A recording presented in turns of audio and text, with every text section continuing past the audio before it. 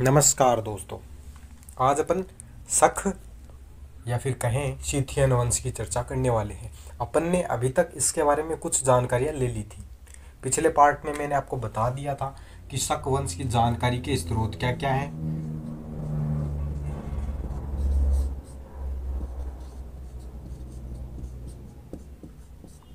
पिछले पार्ट में मैंने आपको ये बता दिया जानकारी के स्रोत क्या क्या है। इनके अंदर अपन ने साहित्यिक स्रोतों की जानकारी ले ली और दूसरी अपन ने पुरातात्विक स्रोतों की जानकारी ले ली। तो ये दो चीजें अपन ने जान ली है, ठीक है। और तीसरी चीज अपन ने ये जान ली है कि शक कहाँ से आए थे। तो शकों की उत्पत्ति के बारे में अपन ने जानकारी ले ली। शकों की उत्पत्ति व विस्तार, इस चर्चा पर भी अपन ने बहुत सारी बढ़िया चर्चा की। और फिर अपन ने ये चीज जान ली थी कि शक भारत में किस तरीके से प्रवेश करते हैं। शकों का भारत में आगमन, और मैंने इस भारत में आने की कहानी आपको बताई थी कि किस तरीके से शकों का विवाद चलता है उज्जैन के राजा गर्दबिल के साथ में, ठीक है ना। कालकाचार्य जो कि एक जैन धर्म का अनुयायी था, गर्दबिल जो वहाँ का राजा था उज्जैन का, वो शैव धर्म का अनुयायी था, और उन दोनों के मध्य मतभेद चलते हैं, जिसकी वजह से कालकाचार्य ने शकों को भारत में आने के लिए इनवाइट किया था, ठीक है। और 78 ईसा पूर्व में शकों द्वारा उज्जैन पर आक्रमण किया जाता है। ये कहानी मैंने भारत में आने की आपको सुना दी थी। इसके बाद में मैंने आपको शकों के भारत में प्रमुख राज्य कौन कौन से थे उसके बारे में बता दी थी। प्रमुख राज्यों की मैंने बता दी थी, जिसमें मैंने आपको बताया था कि प्रमुख राज्य कौन कौन से हैं। और प्रमुख राज्यों में तक्षशिला, मथुरा, महाराष्ट्र और उज्जैन, ये वो 4 क्षेत्र हैं जहाँ पर शक रहा करते थे। शकों को जो महाराष्ट्र और उज्जैन वाले जो शक हुआ करते थे, उन लोगों को महाराष्ट्र वाले जो शक थे मुख्यतया उनको 6 रात कहा जाता था। कुछ लोग इस अब अपन चर्चा करते हैं इसके बारे में आगे, ठीक है। ये चीज़ें अपन ने जान ली थी। जानकारी के स्रोत, साहित्यिक और पुरातात्विक स्रोत अपन ने जान लिए। शकों की उत्पत्ति व विस्तार की चर्चा कर ली। शकों का भारत में आगमन किस प्रकार से होता है, ठीक है ना। शकों का भारत में आगमन किस प्रकार से होता है ये चर्चा कर ली। और अपन ने प्रमुख राज्य कौन कौन से थे, शकों के 4 प्रमुख राज्य, उनकी चर्चा कर ली थी। अब अपन इसी टॉपिक के अंदर आगे चर्चा करेंगे और आगे अपन एक एक राज्य के बारे में थोड़ी बहुत चर्चा जानने की कोशिश करेंगे कि कौन सा राज्य किस तरीके से था, ठीक है। सबसे पहले मैंने आपको एक कहानी सुनाई थी, उसके बाद में अब अपन बात कर लेते हैं उस राजा की बात कर लेते हैं जो पहली बार भारत की धरती पर या फिर कहें भारतीय उपमहाद्वीप की धरती पर राज करता है। तो वह व्यक्ति कौन होता है, मुआ होता है। इस नाम को याद रखना, ये एक राजा था शक वंश का, और यही वो व्यक्ति है जो भारत की धरती पर पहली बार शकों की तरफ से राज करता है, ठीक है। तो ये हो गया वो पहला व्यक्ति जिसने राज किया था, मोआ। इसको अन्य नामों से भी जाना जाता है, मावेज। इसका एक और नाम चलता है महाराय। और मैंने आपको बताया भी था पिछले वीडियो में कि मावेज तो यूनानी इतिहासकारों द्वारा बोला जाता है इनको, यूनानी इतिहासकार, ठीक है। और ये महाराय जो शब्द है वो अपने को कहाँ से मिलता है, ये हमें तक्षशिला में एक ताम्रपत्र प्राप्त हुआ है, उस ताम्रपत्र में लिखा हुआ मिलता है। तो ताम्रपत्र लिख लो आप, ताम्रपत्र। और ये ताम्रपत्र हमें तक्षशिला से प्राप्त हुआ है, ठीक है।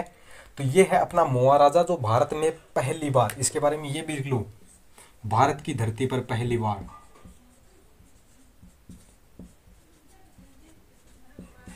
धरती पर राज करने वाला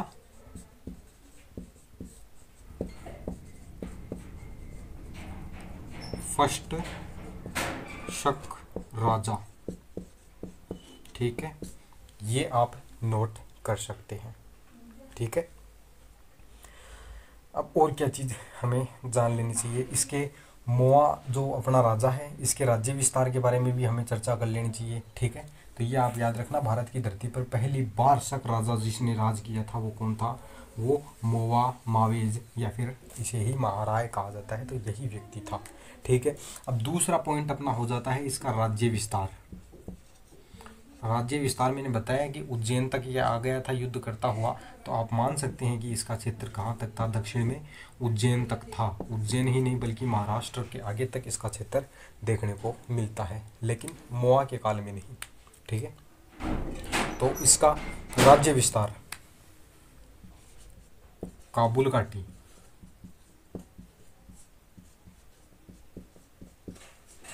ठीक है, इसका क्षेत्र काबुल घाटी हो गया, पंजाब हो गया, पंजाब पूरा प्रांत बात कर रहा हूँ मैं, जो अपना भारत के अंदर हो जाता है और जो पाकिस्तान के अंदर हो जाता है, उस पूरे पंजाब क्षेत्र की बात कर रहा हूँ। ठीक है, सिंध क्षेत्र,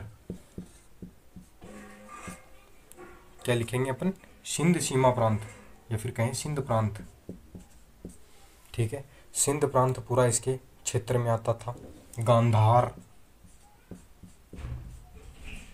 मतलब कुल मिलाकर अपन कहें तो इसका राज्य क्षेत्र जो था, इसका जो राज्य का विस्तार था वो अफगानिस्तान से लेकर के हमारे मथुरा तक देखने को मिल जाता है, हरियाणा तक देखने को मिल जाता है, जहाँ पर अपना पंजाब वर्तमान में पंजाब है, पंजाब हरियाणा उस क्षेत्र तक इसका राज्य देखने को मिलता है, और दक्षिण में ये उज्जैन तक युद्ध करता करता चला जाता है। तो आप देख सकते हैं कि पूरा क्षेत्र इसके अंडर में आ जाता है। ठीक है, तो ये होता है अपना मावेज। ठीक है, और मावेज के शासनकाल की बात करें तो इसका कालक्रम कितना है, शासनकाल, इसका शासनकाल इतिहासकारों में मतभेद है, लेकिन फिर भी आप ये मान सकते हैं 20 ईसा पूर्व से 20 ईस्वी सन। ठीक है, 20 ईसा पूर्व से 20 ईस्वी सन का इसका शासनकाल माना जाता है। ठीक है, मावेज पहला व्यक्ति है जो भारत में राज करता है, ये इसके बारे में आप याद रख सकते हैं। इसके अलावा बात करें तो मावेज का जो उत्तराधिकारी बनता है, उत्तराधिकारी, तो आप इधर लिख लीजिए उत्तराधिकारी। उत्तराधिकारी कौन था उत्तराधिकारी, तो उत्तराधिकारी जो था वो अपना कौन सा व्यक्ति हो जाता है, तो उत्तराधिकारी के हमें देखने को मिलता है एजेज नाम का कोई व्यक्ति है, एजेज, मावेज का उत्तराधिकारी एजेज बनता है। ठीक है, फिर एजेज का उत्तराधिकारी कौन बनता है, एजेज द्वितीय बनता है, एजेज द्वितीय, एजेज द्वितीय बनता है, और एजेज द्वितीय की जानकारी हमें उपलब्ध नहीं होती है। और मावेज का और एजेज का क्या रिलेशन था इस बारे में भी हमें कोई चर्चा नहीं मिलती है। मावेज, ये मोवा और एजेज, इन दोनों के बीच में क्या रिलेशन था इसके बारे में हमें जानकारी उपलब्ध नहीं है। तो ये आप मावेज के बारे में याद रख सकते हैं। इसके अलावा अगर अपन चर्चा करें तो ये तो मैंने बताया जो राज कर रहा है वो कौन से क्षेत्र में कर रहा है, तो आप इसका राज लिख लीजिए, तक्षशिला क्षेत्र में इसका राज चलता है। ठीक है, तो ये आप कहाँ लिखोगे, यहाँ लिख लीजिए, तक्षशिला वाले क्षेत्र में, तक्षशिला, ये वो क्षेत्र है जहाँ पर मावेज ने राज किया है। ठीक है, एजेज द्वितीय के पश्चात राज्य की बात की जाती है, तो एजेज द्वितीय के पश्चात राज्य दो भागों में विभक्त हो जाता है। एक उत्तरी क्षत्रप जिसमें तक्षशिला और मथुरा वाला क्षेत्र आता है, और एक हो जाता है पश्चिमी क्षत्रप जिसके अंदर महाराष्ट्र और उज्जैन वाला क्षेत्र आता है। तो आप याद रख सकते हैं कि एजेज के बाद में राज्य के दो टुकड़े हो जाते हैं, राज्य का विभाजन, और राज्य के विभाजन में आप याद रखना दो हो जाते हैं, उत्तरी क्षत्रप और एक पश्चिमी क्षत्रप। भारत के संदर्भ में ये क्षेत्र पश्चिमी है, इसलिए इसे पश्चिमी क्षत्रप कह सकते हैं। ठीक है, तो ये वो दो टुकड़े हो जाते हैं। ठीक है, जिसकी मैंने बताया कि उत्तरी क्षत्रप में तक्षशिला और मथुरा आता है, और पश्चिमी क्षत्रप में महाराष्ट्र और उज्जैन आता है। तो ये चीज़ें आप याद रख सकते हैं। मावेज, मोवा, महाराय के बारे में जानकारी। ठीक है, अब अपन, ये तो सामान्य जानकारी थी जो अपने को जानना चाहिए थी, ठीक है। उसके बाद मौवेज के बाद में इनका क्षेत्र जो है वो दो टुकड़ों में बट जाता है, वो 4 राज्यों में बट जाता है। उन 4 राज्यों की अब जब चर्चा कर लेते हैं अलग से, उन 4 राज्यों की अपन चर्चा कर लेते हैं।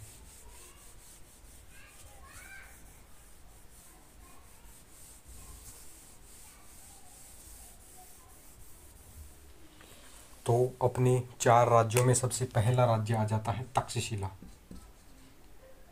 जहाँ पर ऑलरेडी मौवेज ही था। उस राज्य का विभाजन के बाद की बात कर रहे हैं, ठीक है।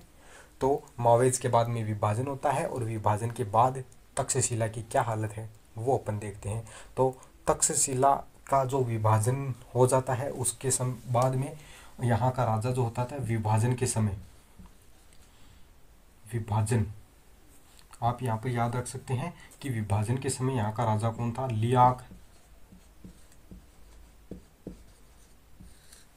लियाक कुशलुक।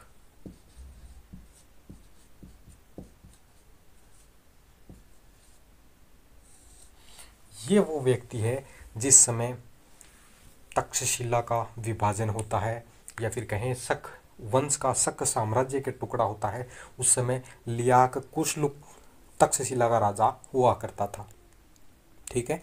तो ये तक्षशिला का उस समय राजा था जिस समय विभाजन हुआ था। तो आप यहाँ पर लिख सकते हैं कोष्टक में विभाजन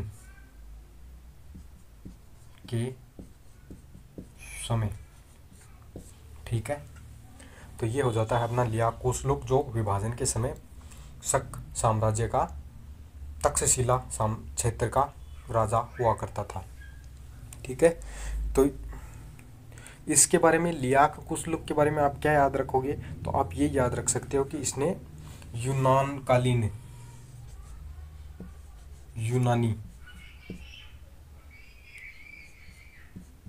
यूनानी कला के सिक्के छपवाए, सिक्के चलाए थे। तो ये आप इसके बारे में याद रख सकते हैं। और ये चीज़ आप विशेषतः याद रख सकते हैं, केवल एक चीज़ आप जानकारी ले सकते हैं लियाक कुशलुक के बारे में। और यदि अपन बात करें तो इसका जो उत्तराधिकारी है, उत्तराधिकारी कौन बनता है,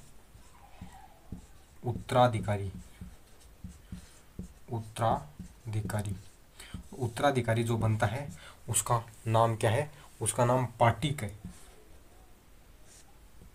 पाटिक। ये वो व्यक्ति है उत्तराधिकारी जो लियाक कुशलुक की जगह बनता है। तो ठीक है, ये हो गया अपना तक्षशिला वाला क्षेत्र, ज़्यादा इंपॉर्टेंट नहीं हो जाता है, जो इंपॉर्टेंट था वो अपन ने लिख लिया। अब अपन मथुरा वाले क्षेत्र की बात करते हैं। मथुरा वाले राजवंश की बात कर लेते हैं। जो मथुरा वाले शक वंश था उसका चर्चा कर लेते हैं। फिर आ जाता है अपना मथुरा, ठीक है। मथुरा के आगे आप ये लिख लीजिए, मथुरा के शक क्षत्रप, मथुरा के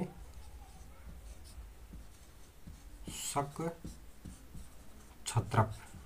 ये जो क्षत्रप शब्द काम में लिया जा रहा है, ये क्षत्रप का मतलब हो जाता है प्रांतीय शासक, ठीक है, प्रांतीय राजा। और ये क्षत्रप शब्द जो है वो अरबी भाषा से लिया गया है, ठीक है। अरबी भाषा का वर्ड है क्षत्रप, क्षत्रप वन, अरबी भाषा में तो क्षत्रप वन शब्द लिखा हुआ है, उसी से ये उठाया गया है और इसका मतलब हो जाता है प्रांतीय राजा, ठीक है। ये भी आप नोट कर लीजिएगा। फिर अपन मथुरा के शक क्षत्रप की बात कर रहे हैं, तो यहाँ पर कौन था, यहाँ पर 2 व्यक्ति राज करते हैं। इस मथुरा वाले क्षेत्र में 2 व्यक्तियों का नाम देखने का मिलता है। एक तो था हमामस, और एक व्यक्ति और आ जाता है अपना, जिसे हगाम के नाम से जाना जाता है।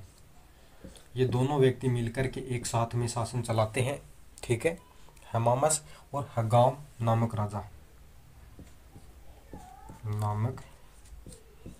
राजा जो थे वो मथुरा वाले शक क्षेत्र में अपने आप को स्वतंत्र कर लेते हैं, या फिर कहें अपने आप को थोड़ा अलग कर लेते हैं, इसलिए ये विभाजन हो जाता है, ठीक है। तो हमामस और हगाम इन दोनों राजाओं का नाम आप याद रखना, इंपॉर्टेंट हो सकता है, जो मथुरा वाले क्षेत्र के थे। ठीक है। हमामस और हगाम का जो उत्तराधिकारी बनता है उसको आपने सुना होगा राजुल, राजुल। ठीक है, इसको राजुल बोला जाता है। ठीक है, राजुल के नाम से जाना जाता है। तो इनका जो उत्तराधिकारी बना वो कौन था? उत्तराधिकारी, जो उत्तराधिकारी बनता है वो राजुल बनता है। और यही वो राजुल है जिसके बारे में मैंने आपको उस पिछले वीडियो में बताया था कि इसका शीर्ष सिंह स्तंभ लेख लिखवाया गया था, जो मथुरा से हमें प्राप्त हुआ है। आज भी इस वो स्तंभ लेख है, मथुरा के संग्रहालय में पड़ा है। ठीक है, तो ये आप इम्पोर्टेंट याद मथुरा के बारे में रख सकते हैं। अब अपन इम्पोर्टेंट वाली चीज़ जो है ना वो कहाँ पर है? महाराष्ट्र के शक छत्रप है, जिनको छह रात के नाम से भी जाना जाता था।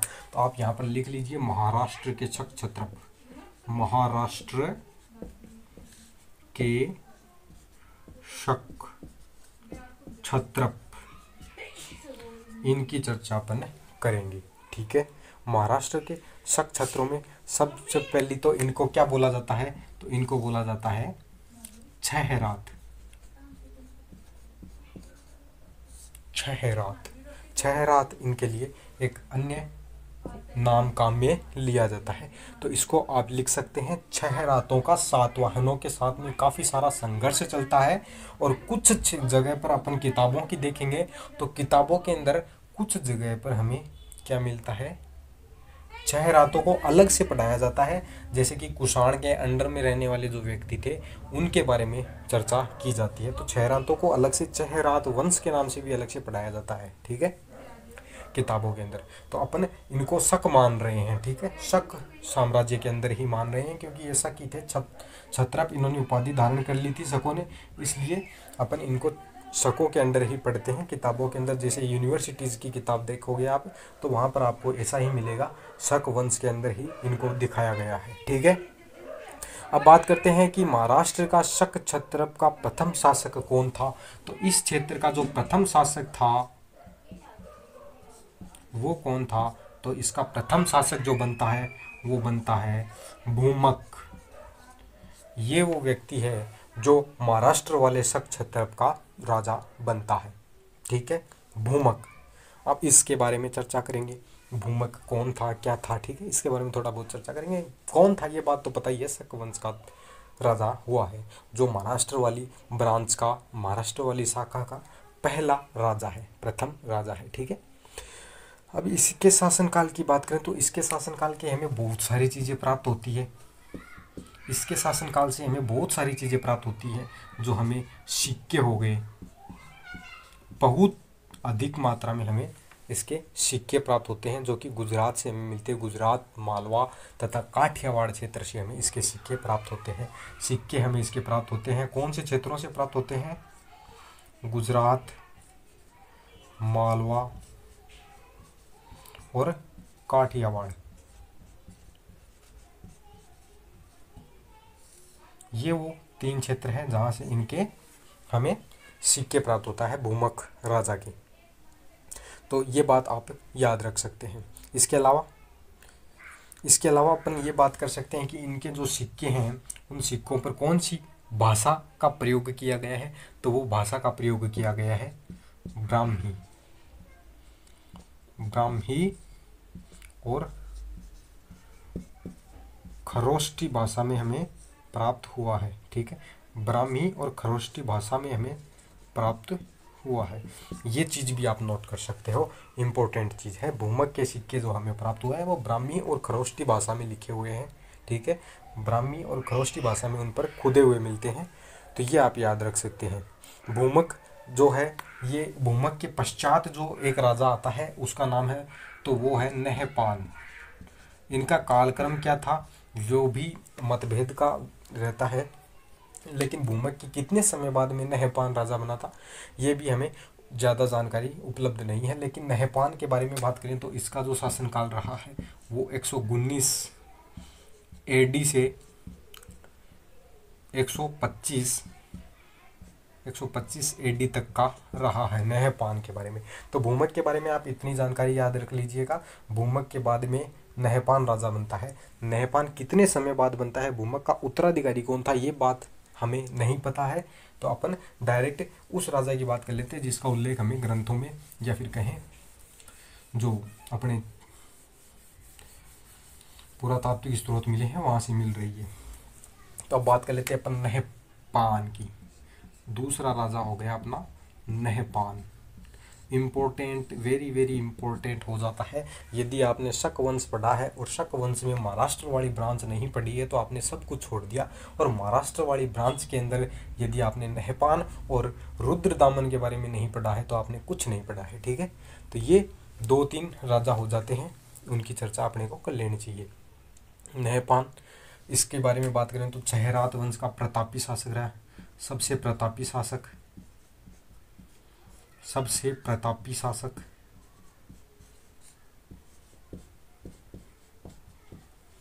इसलिए ये इम्पोर्टेंट भी हो जाता है। इसने कई सारी उपाधियां भी धारण कर रखी थी। इसकी जो उपाधियां थी वो आप लिख सकते हैं, क्या क्या उपाधि थी। तो इसकी एक उपाधि थी राजन, राजन, ये इसकी एक उपाधि हो गई। दूसरी उपाधि इसने छत्रप की धारण कर रखी थी, छत्रप की धारण कर रखी थी। महाछत्रप की जो उपाधि है उसने धारण की थी या नहीं की थी उसका कोई हमें अभी तक तो उल्लेख मिला नहीं है, ठीक है। तो आप ये याद रखना, नहपान जो है वो राजन और छत्रप ये 2 उपाधियां धारण कर रखा था, ठीक है। और इसका राज्य क्षेत्र कितना बड़ा था उसकी भी चर्चा कर लेनी चाहिए अपने को। तो राज्य क्षेत्र ये मान के चलो आप, गुजरात, इसका काफ़ी लंबा राज्य क्षेत्र हो जाता है। जैसे कि इसका क्षेत्र में आ जाता है गुजरात, आ जाता है। गुजरात की बात करें तो काठियावाड़ क्षेत्र, काठियावाड़ क्षेत्र, ठीक है। इसका काठियावाड़ क्षेत्र आ जाता है। अजमेर आ जाता है, ठीक है, ये आप याद रख सकते हैं। और भड़ोच, ये सब इसके क्षेत्र के अंदर आते हैं। तो आप ये मान के चलो आज का वर्तमान का अपना महाराष्ट्र, गुजरात और कुछ क्षेत्र राजस्थान का, ठीक है। तो ये सारा का सारा क्षेत्र इसके अंडर में आता था, ठीक है। तो ये आप याद रखना, इंपॉर्टेंट क्षेत्र जो हो जाते हैं काठियावाड़, अजमेर और भड़ोच वाला क्षेत्र इसके अंडर में आता है। वर्तमान की बात करें तो राजस्थान का कुछ हिस्सा, गुजरात का कुछ हिस्सा, गुजरात कंप्लीट, ठीक है, और महाराष्ट्र कंप्लीट वाला क्षेत्र जो है वो इसके अंडर में आया करता था, ठीक है। और इनका जो मतभेद है वो किसके साथ में चलता है, इनका जो मतभेद है वो नहपान का जो मतभेद चलता है वो चलता है सातवाहनों के साथ में, ठीक है। सातवाहन राजों से इन्होंने महाराष्ट्र को विजिट भी किया था, महाराष्ट्र वाले क्षेत्र को नहपान ने जीता भी था, ठीक है। एक चीज़ और आप याद रख सकते हैं कि महाराष्ट्र की बेटी थी, इसकी नहपान की बेटी थी, और नहपान की जो बेटी थी उसका नाम क्या था, तो उसका नाम था दक्षमित्रा, दक्षमित्रा,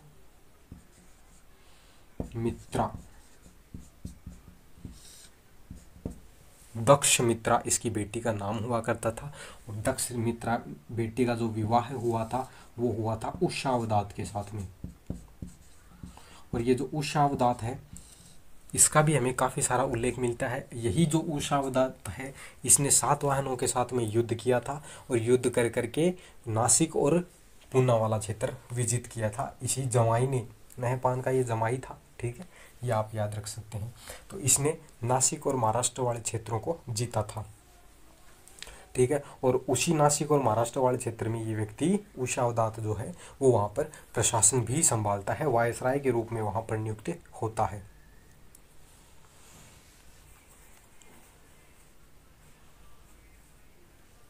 ठीक है। और उशावदात ने एक नासिक गुहालेख भी लिखवाया था, नासिक गुहालेख भी खुदवाया,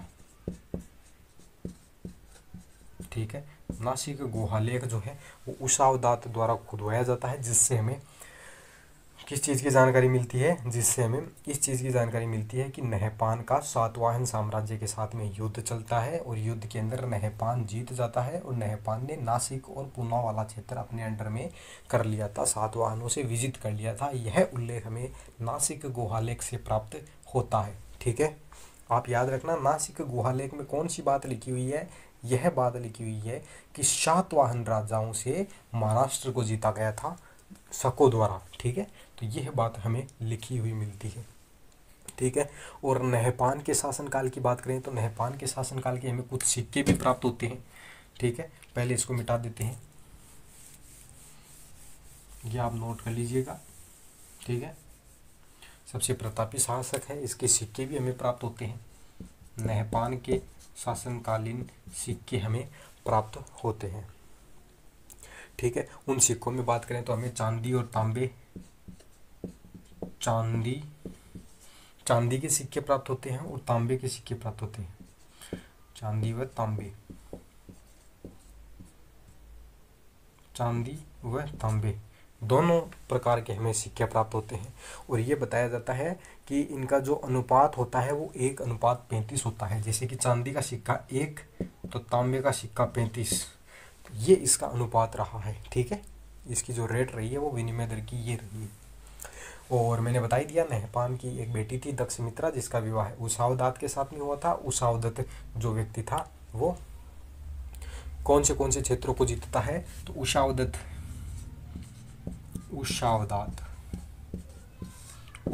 ने कुछ क्षेत्रों को जीता था। एक क्षेत्र का नाम है गोवर्धन। गोवर्धन की बात करें तो ये वही है, नासिक को गोवर्धन बोला जाता है। ठीक है, ये आप याद रखना। और एक है मामल्ल, और इसको अपन बोलेंगे पुना। ये लो, गोवर्धन और मामल वाले क्षेत्र को उषावदत्त द्वारा जीता जाता है। ठीक है, और नहपान, जैसे कि उषावदत्त ने नासिक में गुहालेख लिखवाए, उसी तरीके से नहपान ने भी उस क्षेत्र में जो है अभिलेख अपने लिखवाए थे। ठीक है, नहपान ने, तो आप ये भी याद रखना कि नहपान ने कई अभिलेख लिखवाए, नासिक में अभिलेख लिखवाए, नासिक अभिलेख हमें प्राप्त होते हैं नहपान के, तो आप ये भी याद रख लेना। अब अपन चर्चा करते हैं कि नहपान के कालीन की जो राजधानी थी वो क्या थी। नहपान ने जो अपनी राजधानी बना रखी थी वो कौन से क्षेत्र को बना रखा था, वो अपन चर्चा करें तो नहपान के शासनकाल में जो राजधानी थी वो कौन सी थी, मीननगर थी। मीननगर इम्पोर्टेंट हो जाता है। क्षत्रपों की मुख्यतया जो राजधानी मानी जाती है वो मीननगर मानी जाती है। ये मीननगर वाला क्षेत्र कहाँ पड़ता है, तो ये मीननगर वाला जो क्षेत्र पड़ता है वो कहाँ पड़ता है, एक तो अपना हो जाता है भड़ोच, दूसरा क्षेत्र अपना हो जाता है कौन सा, उज्जैन।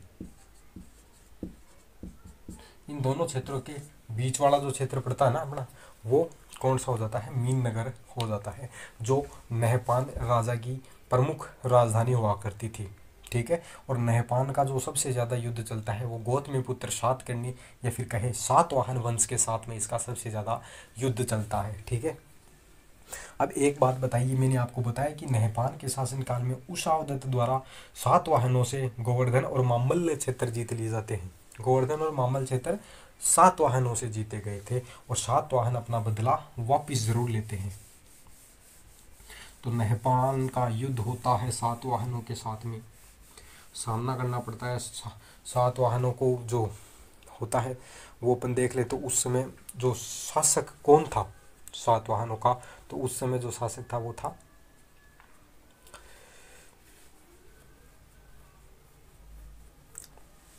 तो उस समय गौतमीपुत्र सातकर्णी जो व्यक्ति है, आप यही लिख लीजिए। नहपान का युद्ध हुआ सातकर्णी के साथ में, नहपान का युद्ध हुआ सातकर्णी के साथ में। और कारण क्या था, इस युद्ध का,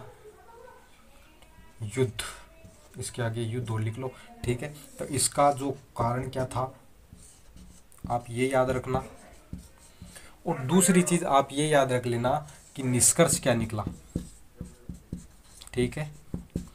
कारण की बात करें तो अपन यह कह सकते हैं कि नहपान द्वारा नासिक और पूना